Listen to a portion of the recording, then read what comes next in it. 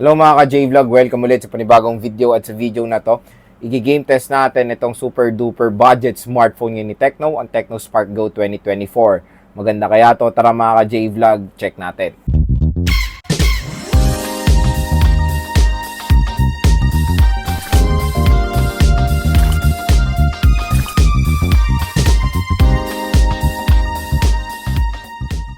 Bago tayo mag-start, ito pala yung quick specification si Tecno Spark Go 2024. Sa OS, out of the box, ang Android 13 siya at with Android 13 Go Edition.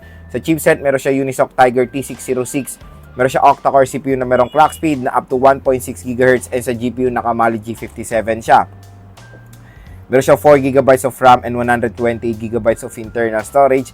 At pagdating sa battery, meron tayong 5,000 mAh non-removable battery, but sad to say, 10-watt charging rate lang siya. At official price dito sa Philippines is 3,799 pesos or almost 3,800 pesos. 5 games ang ating i-test: Genshin, COD, Mobile Legends, Farlight 84 at PUBG Mobile.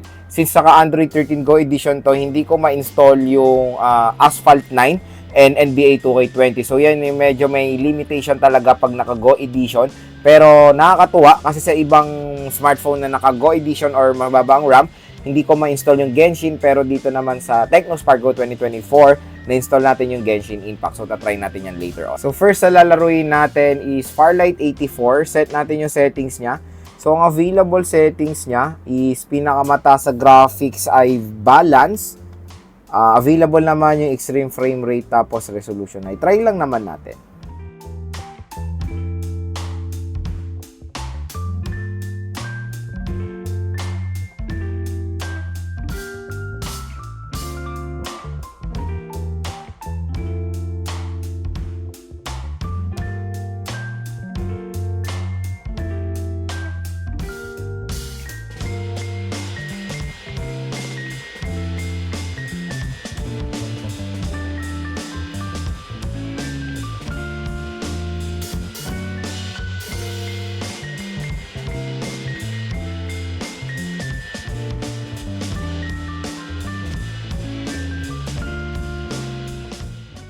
So, pagdating sa Farlight 84, kung mapapansin nyo, playable naman siya.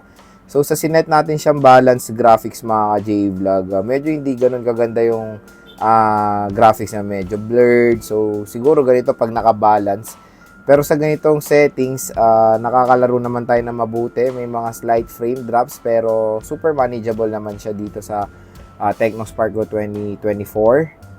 So, naka-extreme frame rate tayo, may mga frame drops, pero yun, nakakagalaw naman tayo kahit paano yan, no?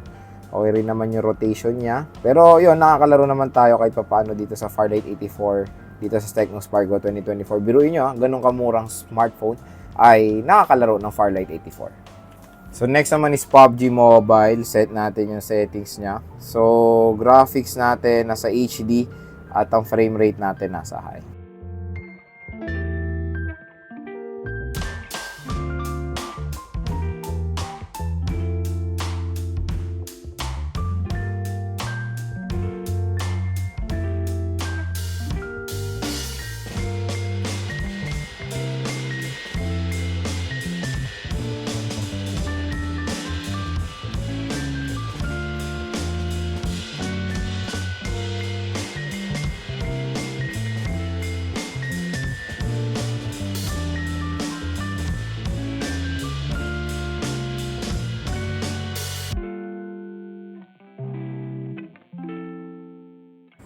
So, pagdating sa PUBG Mobile, kung mapapansin nyo naman mga ka-J-Vlog, playable siya sa sinet nating settings. Sa gulat din ako, to be honest. Akala ko sobra siya magpe-frame drop.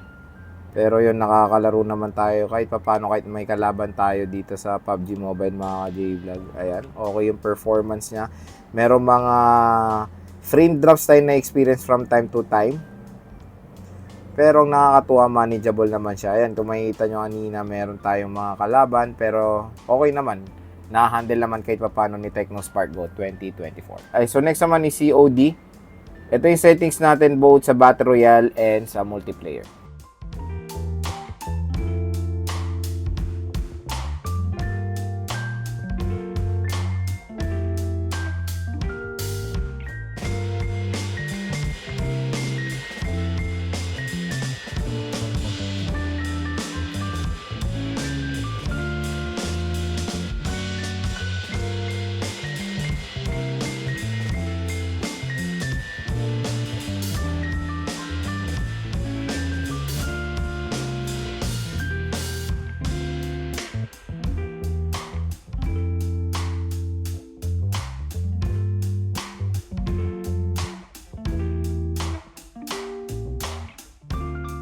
So pagdating sa COD Battle Royale, ito yung natutuwa ako dito mga J-Vlog. Dahil playable siya. So pinakamataas lang is medium. Okay na ako sa medium dahil since T606 lang naman. Okay rin naman yung graphics sa medium para sa akin. And yung frame rate niya mataas. Tignan nyo naman yung movement. Okay naman, all good siya. Meron tayong mga slight frame drops din na experience pero nakakaya naman kahit papaano yan ni Tecno Spark Go 2024. No big issue naman overall. Ayan no, okay yung movement. Nakapaglaro na ako ng full game dito ng COD Battle Royale kahit na may kalaban ay okay rin naman ang kanyang performance. So yun, playable po ang COD Battle Royale dito sa Tecno Spark Go 2024.